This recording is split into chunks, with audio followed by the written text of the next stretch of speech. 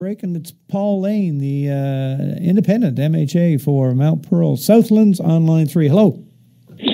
Good afternoon, Pete. How's it going? Great. Yourself? Pretty good. That's good. Pete, I want to continue on now with our conversation, I guess, around democratic and electoral reform, which I believe we certainly have an awful lot of opportunity to make significant improvements here in this province. And, of course, we spoke about taking the big money out of politics. And, of course, last week we spoke about, I guess, putting in place a mechanism, legislation whereby a government would be forced to disclose our true financial picture prior to the election. Today I want to talk about another aspect of reform, and this relates to recall legislation.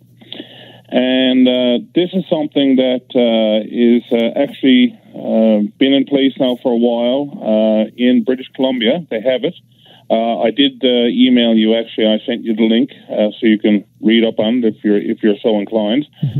But you know, again, it's another mechanism that's there to hold politicians, members, to hold them accountable to the people who elected them. How does theirs work in a nutshell? What do people have to do in order to trigger a recall?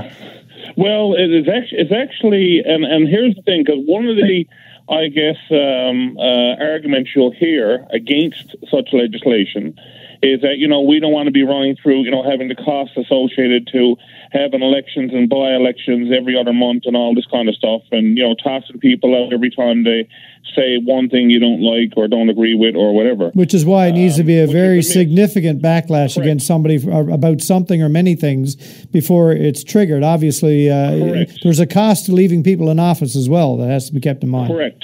Yeah. Correct, and that's the point, and that's why I sent you the link. You can have a look, but there is a pretty extensive process that you have to go through. You actually have to, I guess, as a citizen, you have to apply for I'm not sure the exact wording they use, but apply for a petition, or to be able to, before you start a petition, you have to apply through the Chief Electoral Officer with certain information and so on in order to even start a petition.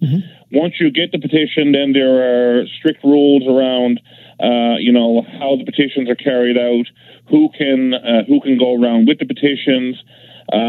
Petitions cannot go out against a member till 18 months after they've been in office. So I guess that's to eliminate someone who has sour grapes because they lost an election, maybe it was close, and they say, well, let's go, you know, let's do it again. And presumably you have to get a pretty big percentage of the electorate out there to sign this petition. Obviously, you want it to be difficult, right? Yeah, that's right. You need 40%. In BC, you need 40% of the eligible voters. Now, given the fact that you only get about maybe 50% of people to actually go out and vote on election day, getting 40% of everybody who's eligible to sign that petition is a task in itself. And then, of course, there are checks and balances and so on for, you know, to ensure that the signatures are proper and who can sign. And it has to be a pretty big movement. It has to be significant and sustained, and people have to be, you know, in droves prepared to turn things back. Correct. Yeah. And you can't throw out a government per se. It has to be done on an individual basis. So it would have to be me as a constituent to start it, and I can only initiate it against my member. Right. And I can't say, like, let's toss out the whole government. No. The only way to do that is you need to get several people with several petitions against several members going on, initiated district by district. So, but it's plausible in some circumstances. I mean, the balance of majority government could be one or two members, right? Well, it absolutely could. And I guess the whole point in all of this, Pete, is the bottom line is this, that it's not a frivolous thing, but and someone, the only way a member is going to find him or herself at the receiving end of such a movement is if they do something which is totally wrong, or they're totally ignoring the wishes of the people who elected them. Yeah. And if somebody is acting in that way, then as far as I'm concerned, they deserve to be on the receiving end of it, and let the chips fall where they may. Perhaps, if they're not doing their job, and there's that many people that are against them for what they're doing or what they're not doing, well then, so be it. But it is another, and if nothing else, Pete, even if it's not successful, the fact that a large group of people initiated it and a large group of people signed it, even if it's not enough in the end, it does send a strong message to the member, to the party in power, if you have a party system, that people are not pleased with what's going on. Well, it means that another way to keep people in check. As tough as it is, there is a mechanism existing, so that in itself perhaps will deter certain politicians from just carrying on with a contempt for the system after the fact and knowing that they can't be touched. Now, that's so it exists in the country, a recall option. What about funding individuals and corporations? Does any province have a very strict limit on what people can donate in any given jurisdiction? Yeah, I haven't done a jurisdictional scan on that, but I do believe that there are other provinces that certainly have a lot tighter rules and restrictions than we have.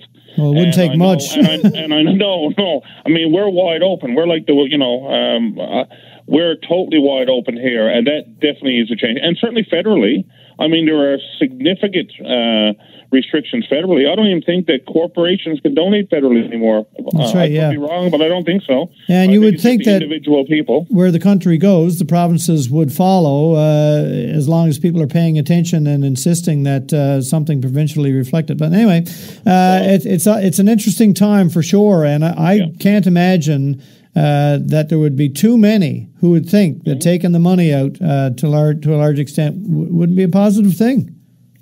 It absolutely would, Pete, because if it takes away either the reality or the perception, and perception is reality, certainly in a lot of cases in terms of public confidence and so on, that people have access to politicians and governments based on the donations they've made or that they're benefiting in some way. And it also creates a more even playing field. And when you think about it, why do you need all these big dollars? Like, why does the leaders of certainly the two main parties, why do they need to be traveling around the province for months in a big old bus with their face on it? Like, what, for what? I mean, we have leadership debates.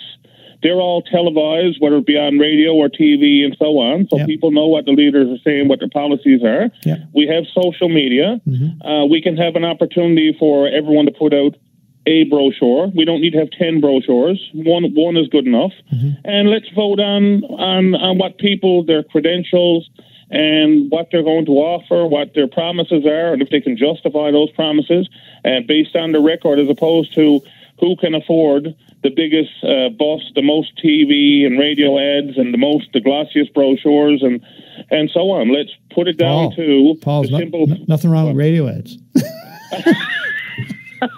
No, I guess it depends on your. I guess it depends on your perspective. I understand. Yeah. I understand. But the point is, Pete, it should be about. You're supposed to be electing the best person, the best people to do the job on your behalf. That's what as long as it's all fair, as long as everybody has access to the same amount of resources, then that's the way it should be, really. And really, the current system doesn't provide that. Essentially, the more backing you have, and the more funds you've saved up or whatever, however you came into it, then obviously it gives you an advantage. Fair enough. Absolutely. Yeah. And Pete, when you say, why is it this way here in Newfoundland, and why is things wide open and so on? The answer is very simple. The reason why it is the way it is because the current system works for the mainstream parties, because that's what they rely on, and it works for them. Works for the government, whoever's in power at the time. And it definitely works for the government. So why would you want to change something that works for you? I tell you why. You should want to, because you're supposed to be acting in the interest of the people, not your party. But that's not the way it works. If not for that reason, you should want to, because the vast majority of people might insist upon it. And we'll see if that happens. But I think if a rallying cry were to go out and handled in the proper way, then I think that people would perhaps side with this and maybe give the government no choice. But in any case, sir, thank you for this. Got to run, but we'll talk again soon. Absolutely, Pete, and I intend on being part of that rallying cry, as you say, and we're going to keep this going. Okay, sir. Take care. Have a good one. Bye-bye. Okay, bye. Actually, I think...